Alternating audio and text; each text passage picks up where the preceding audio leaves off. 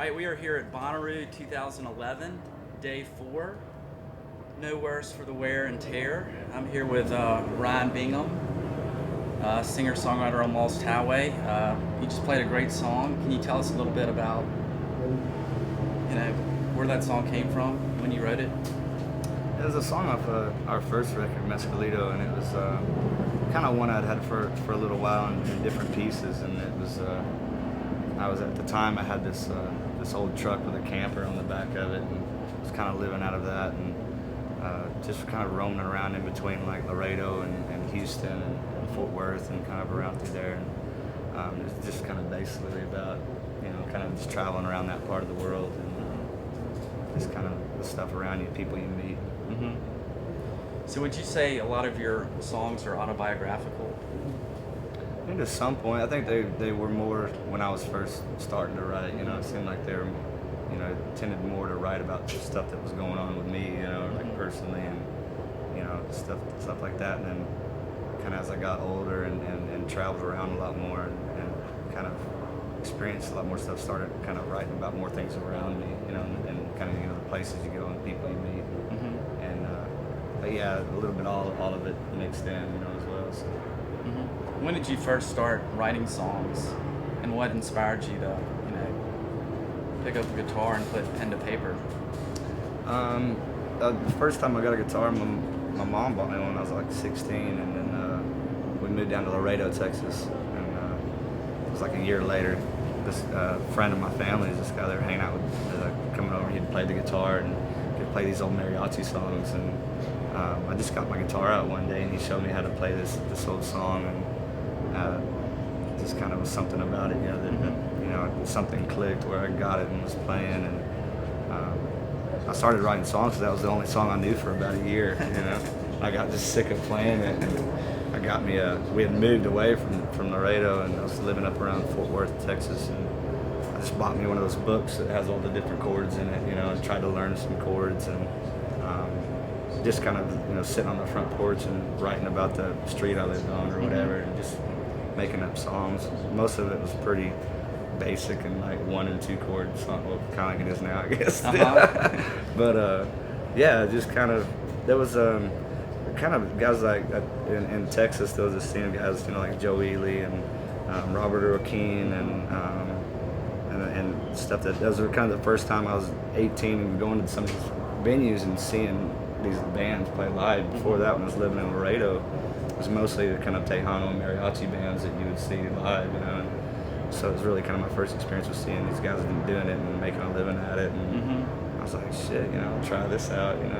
Just started writing songs and playing open mics in the little bars and just doing that.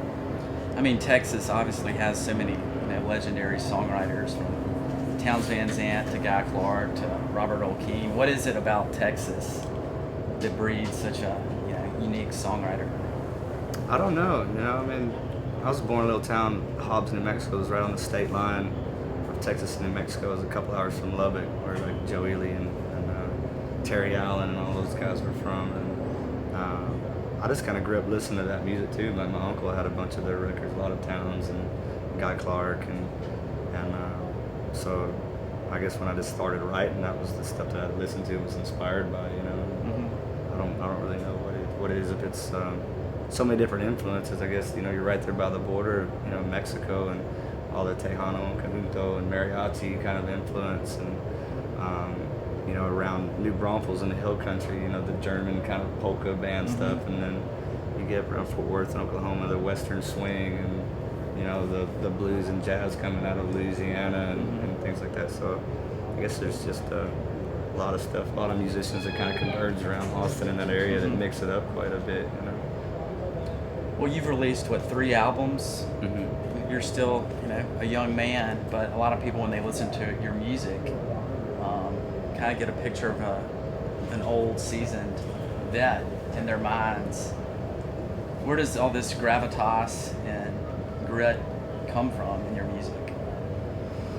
I don't know, I guess just from life, just, kind of went through a lot when I was younger and stuff, but I really don't know how it all comes together with the music, that you know, people ask me why my voice is kind of rough and stuff, and I think to me is when I started playing, I still don't really know what I'm doing. I'm just still feel like, you know, there's so much to learn, and I never really sang before, you know, and I just started right away playing in these open mics and bars, you know, even though I only knew like 3 or 4 songs, and a lot of times the sound systems were real bad, and there were places where people really didn't go to listen to music. They went to, you know, go to get drunk and fight and stuff, you know, so, you know, just blowing my voice out all night in these smoky bars, and, you know, not knowing how to sing the right way, you know, and just, and I think I just kind of stuck and, you know, got like that over time, but, yeah, I don't know. So you wrote the song for Crazy Heart, The Weary Kind.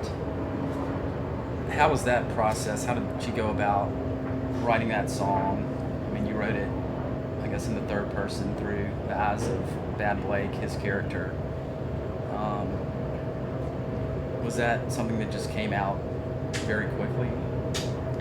Yeah, it actually kind of did. It was, I'd met the director for lunch one day before we went on this tour, and he gave me the script and told me about the project and the character and stuff of Bad Blake. And I went on the road for a few weeks and read the script, and was thinking about this character of Bad Blake, and I had started kind of just picking this little picking pattern, you know, just rolling kind of where I was in the back of the van just playing the guitar, and I started thinking about this guy named Greg Gorman. It was probably one of the best songwriters I've ever heard in my life, and it was out around Lukenbach, Texas.